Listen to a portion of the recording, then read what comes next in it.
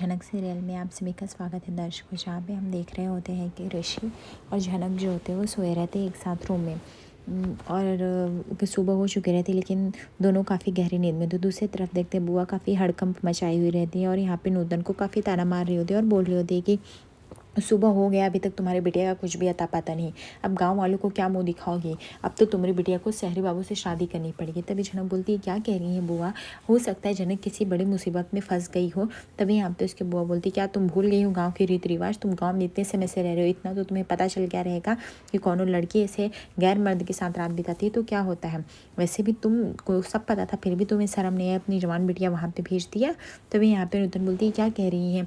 अगर ऐसी ही बात है तो ठीक है, मैं अपनी बेटी को जाके लेके आती हूँ। जैसे ही झनक जाने लगती अपनी बेटी को लाने, तभी उसकी बुआ बोलती ठहरो, अभी तुम एक कदम नहीं बढ़ा सकती। हम गांव वालों के साथ नाइंसाफ़ी नहीं करेंगे। जो पराशर ने नियम बनाए वही फॉलो करना पड़ेगा सबको। हम गांव वालों को जा रहे हैं बुलाने और ये इस बात का बताने कि तुम्हारी बेटिया गैर मर्द के साथ सोई हुई है और तुम्हें भी इस बात को मानना पड़ेगा, उसकी शादी करानी पड़ेगी।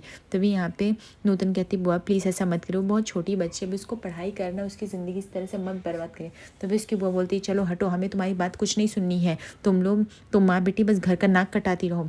तभी यहाँ पे बुआ पूरे गाँव वालों को शोर करके बता देती है कि झनक अभी तक घर पे नहीं लौटी है, वह शहरी बाबू के उधर ठहरी हुई है।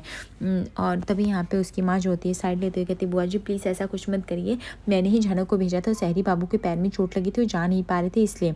जब उसकी बुआ बोलती अच्छा क्या वो शहरी बाबू छोटा सा बच्चा था, नहीं जा पा रहा था, तुम्हें अपनी बिटिया भेजने की क्या ज़रूरत थी? और तुम्हें नहीं पता था इतनी ज़्यादा बारिश होगी? नूतन इतना भोली मत बनो, देख रही हो ना किस तरह से बारिश का मौसम छाया हुआ है, लेकिन नहीं, अपनी जवान बिटिया को भेजते टाइम तुम्हें शर्म नहीं लगा और अब चाहती हो कि इस चीज़ को छुपा के हम लोग रख ले, ये तो हमसे नहीं होगा। तभी झनक यहाँ पे कंका भी बोलती है झनक क्या तू पागल है? शहरी बाबू तुम्हारे साथ क्या करके गया तुम्हें पता नहीं? तुमने अपनी बिटिया भी भेज दी वहाँ पे।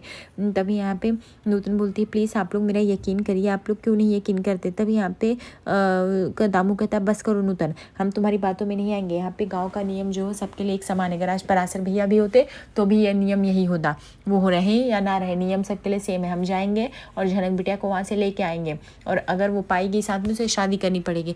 तभी यहाँ पे झनक नूतन बोलती है अगर मेरी बेटी एक साथ रूम में पाएगी तो मैं खुद उसको अपने घर की चौखट नहीं लागने दूंगी, लेकिन प्लीज़ आप लोग ऐसा मत करिए, उसको भी सोचने समझने का टाइम दीजिए, वो भी बहुत छोटी बच्ची है, मेरी झनक ऐसा नहीं कर सकती। तभी उसकी बुआ बोलती है क्या कर सकती है तुम्हारी बिटिया, क्या नहीं वो सब देख ले। दामू बोलता है अब इतना समय नहीं है बहस करने के लिए, चलो नहीं तो शहरी बाबू वहाँ से छुर हो जाएगा। ऐसे कह के वो लोग वहाँ से चले जाते हैं। जहाँ पे नूतन काफ़ी अकेले होती है, जहाँ पे उसकी सखी फूल और रानी समझाते हैं कि नूतन तुझे ऐसे झनक को अकेले नहीं भेजना चाहिए था, अब क्या होगा तुझे पता भी है, चल फटाफट चलते, नहीं तो झनक के साथ बड़ा अपराध हो जाएगा। तभी सारे गाँव वाले जो होते हैं वह अपनी लाठी डंडा लेके घुसे आते हैं। जहाँ पे वहाँ का जो काम करने वाला कार्यकर्ता रहता है वो मना करता है अंदर घुसने के लिए, लेकिन गाँव वाले बोलते हैं कि अभी तुमको बताए क्या, तुमको अभी हम खटिया खड़ी कर देंगे, तुम्हारी जो बहुत ज़्यादा जुबान लड़ा रहे हो, पहले बताओ तुम्हारा शहरी बाबू कहाँ है? वो बोलता है ऊपर, बोलते हैं वो लड़की बोलते कल बारिश की वजह से वो भी वहीं पर रुकी हुई है। उसके बाद गाँव वाले यानी बुआ और दामू सभी लोग जाके दरवाजे खटखटाने लगते हैं, जहाँ पे ऋषभ की नींद खराब हो जाती है और ऋषि बोलता है कि कौन हो और क्या बदतमीज लोग हो, ये क्या बदतमीजी, बार बार दरवाजा ठोक रहे हो। तभी यहाँ पे झनक बोलती है एक मिनट शहरी बाबू मैं दरवाजा खोल के देखती हूँ। जैसे वो जाती है दरवाजा ओपन करती है, सबको देख के वो पूरी तरह से शॉक हो जाती है। तभी यहाँ पे ऋषि बोलता है कौन है? तभी यहाँ पे झनक बोलती दामू को मामा आप यहाँ पे, बुआ आप यहाँ पे। तभी यहाँ पे दामू बोलता है कि क्या शहरी बाबू तुमको शर्म नहीं आई? हमारी गांव की बिटिया के साथ तुमने रात बिता ली है, तुमको पता भी तुमने कितना बड़ा अपराध किया। तभी यहाँ पे झनक बोलती दामू को अब मामा इनको कुछ मत बोलिए, इन्होंने कुछ भी नहीं किया, कल रात इतनी बारिश हो रही थी इसकी वजह से मुझे रुकना पड़ा। तभी यहाँ पे ऋषि बोलते ये लोग क्या फालतूगिरी करें, मुझे कुछ भी नहीं समझ में आ रहा है एंड लेट इट बे, मुझे खुद जाना है, आज मेरी ट्रेन है, तो प्लीज़ हाँ आप लोग को ये सब जो बकवास करनी नीचे करिए, ऐसे आप कहीं भी ऊपर नहीं आ सकते हो, समझे कि नहीं? और मुझे प्लीज़ अभी के लिए जाने दे। तभी उसकी बुआ जो होती है वो झनक का हाथ पकड़ के बोलती है कि इसको लेके आओ, ये लोग भागने ना पाए। उसके बाद वो हाथ घसीटती हुई झनक का लेके आती, जहाँ पे नूतन आगे पड़ती है और वो झनक को झकझोर देती। तभी यहाँ पे नूतन बोलती बुआ ये क्या कैसा बिहेव करिए? झनक बोलती है कि माँ प्लीज़ शहरी बाबू को बचा लो, उनकी कोनो गलती नहीं है, वो मेरी कल रक्षा कर रहे थे, मेरी वजह से वो उन्होंने बोला कि मैं यहाँ पे रुक जाती हूँ। कल इतनी तेज़ बारिश थी माँ, पूरा गाँव का एरिया जो था वो डूब गया था, मैं कैसे आती माँ तुम ही बताओ। तभी यहाँ पे देखते दूसरी तरफ ऋषि को भी सारे गाँव वाले पकड़ के ला रहे थे, जहाँ पे ऋषि काफ़ी चिल्ला रहा था कि इस तरह से बदतमीजी तुम लोग क्यों कर रहे हो। अरे मैंने कोई बड़ा अपराध थोड़ी किया, वो चुपचाप सिर्फ मेरे रूम में थी, जहाँ पे जनक भी यह बात अपनी माँ को समझा रही थी। माँ मैंने कुछ भी गलत नहीं किया, मैं सिर्फ उनके रूम में रुकी रही। तभी बुआ बोलती बस करो, जो कहना है चल के गाँव के पंचायत में कहो। उसके बाद यहाँ पे झनक को घसीटते उसके बुआ लेके आती, जहाँ पे झनक का हाथ भी काफ़ी दर्द कर रहा होता है। दूसरी तरफ दामू जो होता है और ऋषि को पकड़ कर रखता है और दोनों को एक साथ रखता है और बोलता है तुम दोनों ने बहुत बड़ा अपराध किया, अब तुम दोनों को शादी करनी पड़ेगी। झनक बोलती है दामू मामा ऐसे कैसे आप मेरी शादी की बात कर सकते हो, मेरा यकीन करो मैंने कुछ भी गलत काम नहीं किया है। मैं बस शहरी बाबू को छोड़ने गई थी माँ के कहने पे, उससे ज़्यादा कुछ नहीं। और बारिश होने लगी, मैं वहाँ अटक गई और ये मेरी मदद कर रहे थे। और तभी ऋषि बोलता है और वो सिर्फ मेरे कमरे में सोई थी। मैं कैसे बताऊँ आप लोग को, आप कैसे यकीन करो, कितनी छोटी सोच है तुम लोगों की।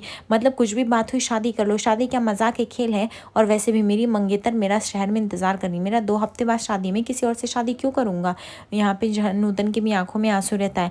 ऋषि बोलता है आप तुम लोग पागल हो जो ये शादी शादी लगा के रखा, और किस बेसिस पे बोलते हो, तुम लोग के पास दिमाग भी है कि नहीं।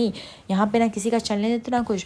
जहाँ पे झनक भी बोलती है कि हाँ वैसे भी हमरो कोनो मर्जी है कि नहीं, जब देखो तुम लोग किसी और से भी मेरी शादी करा दोगे, मैं शादी नहीं करूँगी। जहाँ पे नूतन बोलती है आप लोग झनक की बातों का यकीन क्यों नहीं करते हैं। तभी यहाँ पे कंका को अच्छा खासा मौका मिल जाता है। कंका बोलती तुम चुप रहो नूतन, तुम्हारी वजह से ये सब हुआ।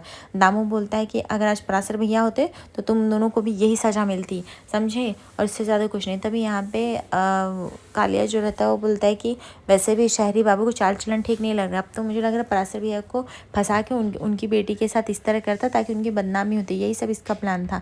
नूतन बोलती बस करिए आप लोग, बस करिए कि एक भले इंसान पे कितना आप लोग कलंक डाल रहे हैं, आप लोग को पता भी है आप लोग क्या बोल रहे। तभी उसके पापा बोलते ये लड़की बस कर, वैसे भी इसकी जुबान बहुत चलती है, कुछ भी बोलती रहती। तभी यहाँ पे झनक बोलने लगती बस करो, मुझे ये शादी नहीं करनी, मेरी मर्जी के खिलाफ हो रही है, मैं नहीं करना चाहती किसी से शादी।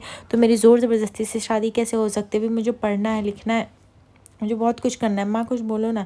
तभी नूतन बोलती मैं क्या आपसे समझा रही हूँ, कहाँ समझ रहे हैं। दूसरी तरफ यहाँ फिर झनक बोलती है अगर कल रात को मुझे कुछ हो जाता मैं कैसे पहुँचे। तभी गाँव वाले बोलते हैं वो हमको नहीं पता, लेकिन तुमने रात बिताई है ये बात सच है और इस बात से तुम मुकर नहीं सकते, वो भी सारे गाँव वालों ने देखा है, अब तुम्हें तो शादी करनी ही पड़ेगी। नूतन बोल रही होती कि बस करिए, आप लोग की नहीं सोच की वजह से मेरी फूल जैसी बच्ची को क्या क्या सामना करना पड़ रहा है, पता नहीं कब बंद होगा। जहाँ पे ऋषि को भी काफ़ी गुस्सा आता है। ऋषि बोलता है क्या मेंटालिटी है तुम लोगों की, कुछ भी नहीं समझ में आता है। कंका बोलती वैसे भी जैसी माँ वैसी बेटी, 20 साल पहले माँ ने ही डंडा फोड़ा था और अब बेटी ने ही, वैसे क्या ही किया जाए, चरित्र ही इनका ऐसा। तभी यहाँ पे कंका को गुस्सा आ जाता है, बोलते मेरी माँ के बारे में ऐसे कैसे बोल सकते हो। ऋषि बोलता है कि तुम लोग ही ऐसा तो बिहेव करते हो, ऐसे कौन करता है औरतों के साथ, मुझे तो पहली बात यही नहीं समझ में आती है। दूसरी तरफ आदमी बोलता है इसको बोलने का है दे रहे हो, फटाफट मंडप सजाओ और इन लोग की शादी कराओ। तभी यहाँ पे झनक जो होती है वो फटाफट चाकू ले लेती है अपने हाथ पे और वो बोलती है कि अगर कोई एक मीटर भी आगे बढ़ा वो अपना गला काट देगी। और हाँ उसको मरने से डर नहीं लगता, अगर पराशर बाबूजी भी उसको मारना चाहेंगे तो भी मर जाएगी, लेकिन वो इस तरह से शादी नहीं करेंगे। जहाँ पे गाँव के सभी लोग डर जाते हैं, सबको डर लगने लगता है कि कहीं झनक अपने साथ कुछ ना कर ले। और वो ऋषि को बोलती है मुझे शहरी बाबू से कुछ बात करनी है, इसलिए कोई भी मेरे पास नहीं आएगा। दूसरी तरफ हम देखते हैं ईशानी जो होती है वो पीहू को सुला रही होती है और पीहू को गहरी नींद में देख के वो बात कर रही होती है पीहू मुझे पता है कि तुम अंदर से बहुत ही साफ दिल की हो, पर तुम मुझे अपनी माँ नहीं मानती, लेकिन मुझे तुम्हारा केयर करना अच्छा लगता है। मुझे पता है एक दिन जब तुम मुझे अपना लोगी तुम मुझसे गुस्सा नहीं करोगे और वो दिन दूर नहीं है। तभी पीहू की अचानक से आँख खुल जाती। पीहू बोलती है तुम यहाँ पे क्या कर रही हो। तभी यहाँ पे शानी बोलती कुछ नहीं, मैं बस तुम्हारी देखभाल कर रही हूँ। पीहू बोलती क्यों, रात भर नर्स नहीं थी क्या। तभी यहाँ पे ईशानी बोलती तुम्हारे बाबा ने बुलाया बट कल रात बारिश की वजह से नर्स नहीं आई, इसलिए मुझे ही नर्स बनना पड़ा। अब इतना तो मैं कर ही सकती हूँ ना तुम्हारे लिए। तभी पीहू बोलती तुम बार बार यहाँ पे आके मडराती क्यों रहती हो, तुम्हें 2 मिनट का चैन का सांस क्यों नहीं ले देती। ईशानी बोलती देखो पीहू मुझे पता है तुम मुझे पसंद नहीं करती, तुम्हें चाहे जो गुस्सा हो, लेकिन मैं सिर्फ तुम्हारी केयर कर रही थी और इससे ज़्यादा कुछ नहीं हो, मेरा काम कर रही थी। मैं तुम्हें नहीं पसंद हूँ मुझे पता है, तुम्हारा बोर्ड एग्जाम खत्म होते मैं यहाँ से चली जाऊँगी, ठीक है। तो इसकी भी चिंता मत करो कि मैं यहाँ पे रहूँगी। मैं सिर्फ इतना चाहती हूँ पीहू तुम अपना ख्याल रखो। देखो तुम्हारी माँ भी वहाँ से दिखती होंगी, तुम इस तरह से उन्हें कैसा लगता होगा। तुम खुश रहोगी, काम करोगी और अच्छे अच्छे मार्क्स लाओगी, तुम्हारे पापा मम्मी दोनों खुश होंगे। हालाँकि तुम मुझे अपना कुछ भी नहीं मानती हो, लेकिन मैं तुम्हारे यहाँ मम्मी की भी जगह नहीं लेना चाहती। लेकिन अगर तुम कुछ गलत करोगी मैं तुम्हें रोकूंगी टोकूंगी नहीं, तो तुम्हारी माँ को ये भी बुरा लगेगा कि मैं तुम्हें क्या शिक्षा दे रही हूँ, मैं तुम्हें क्या सिखा रही हूँ।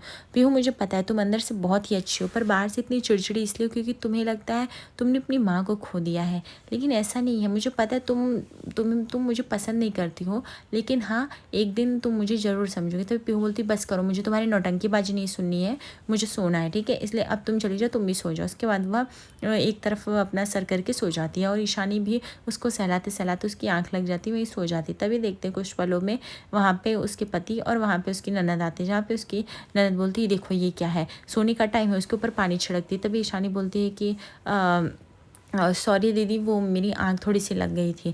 तभी यहाँ पे उसकी दीदी बोलती तुम्हें पता भी है किचन में जाके नाश्ता बनाना भी। पीहू किसी भी टाइम उठती होगी सो के, तो उसको क्या नाश्ता दोगे? और मेरे लिए आज मेरा व्रत है, तो लूची और आलू बना देना तल के, ठीक है, और मुझे कुछ भी नहीं खाना। तभी उसके बच्चे बोलते मेरे लिए आलू का पराठा बनाना और थोड़ा सा स्पाइसी बनाना।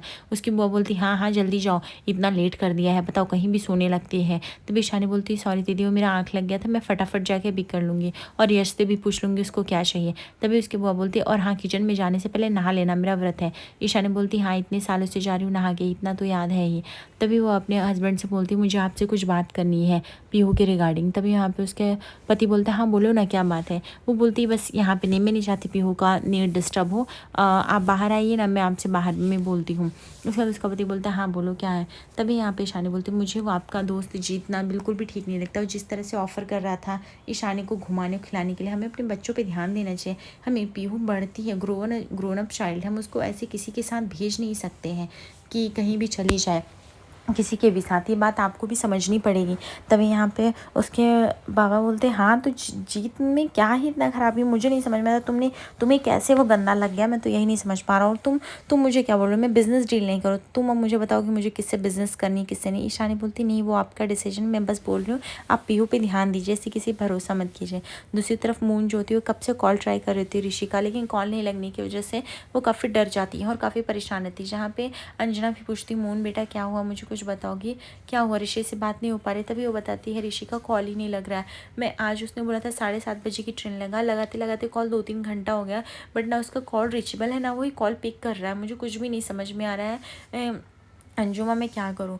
तभी यहाँ पे वो अनिरुद्ध के पास जाती बोलती बाबा आपकी तो पहचान है ना, हम एक काम कर सकते हैं क्या, प्लीज़ आप पता लगाओ ना, हम क्या सिमुल बुनी नहीं जा सकते उसके पता के लिए। तभी यहाँ पे अनिरुद्ध बोलता है अरे काम डाउन बेटा, ऐसे नहीं होता, वो किसी काम में फंस गया होगा, फ़ोन साइलेंट होगा, डोंट वरी। मून बोलती मेरा जी घबरा रहा है, चलो ना हम लोग सिमुल बुनी चलते। अनिरुद्ध को तभी याद आ जाता है सिमुल बुनी के नाम से उसे झनक की ही परछाई याद आती है और वो अवॉइड करता है वहाँ जाना। बोलता है देखो बेटा वो आ जाएगा, थोड़ा टाइम वेट करो, तुम जैसे ग्रोन अप हो रहे तुम अपने अंदर मैच्योरिटी लाओ, इस तरह से हर चीज़ पे पैनिक नहीं होया करते। दूसरी तरफ देखते हैं झनक जो होती है वो समझा रही होती है ऋषि को कि हम आप शादी कर लेते हैं, आप मुझसे शादी कर लीजिए, मैं आपको रास्ता दिखा दूंगी, आप यहाँ से भाग जाइएगा। फिर इन लोगों को क्या है, आप अपना वहाँ पे नए वाली शादी करके आप अच्छे से वहाँ पे रहिएगा, मुझे फिर किसी भी चीज़ का वो नहीं रहेगा। तभी ऋषि बोलता तुम पागल हो क्या, मैं बोल रहा हूँ ना कि मैं शादी नहीं करूँगा, तुम्हें मजाक लग रहा है। तभी यहाँ पे झनक बोलती वो लोग यहाँ से नहीं जाने देंगे, आपको मार देंगे, जो कि मैं नहीं चाहती हूँ और हमारे पास और कोई दूसरा ऑप्शन नहीं है, आपको चुपचाप शादी करनी पड़ेगी। और आप ये मत सोचिए मैं आपको फंसा रही हूँ, आप शादी करिएगा, मैं खुद आपको यहाँ से रास्ता दिखाऊंगी ताकि आज रात को आप यहाँ से निकल जाओ। एक बार आप यहाँ से बाहर चले गए ना, फिर क्या शादी फिर क्या कुछ भी किसी को फ़र्क नहीं पड़ता। मैं आपके आगे हाथ जोड़ती हूँ, आप शादी कर लो, आपकी जान बच जाएगी। और इसके अलावा दूसरा कोई उपाय नहीं। आप आपकी मेहरारू भी वहाँ इंतज़ार करिए, आपको जाना भी है। आज रात के एपिसोड में जहाँ पे गुंडे धमकाते ऋषि को, ऋषि खुलेआम बोलते चाहे मैं मर जाऊँगा पर मैं इससे शादी नहीं करूँगा। वो वार उठाते हैं करने के लिए अपनी चाकू से, लेकिन वहाँ पे ऐन मौके पर झनक रोक लेती है। नमस्कार दर्शकों, लाइक और सब्सक्राइब करिए।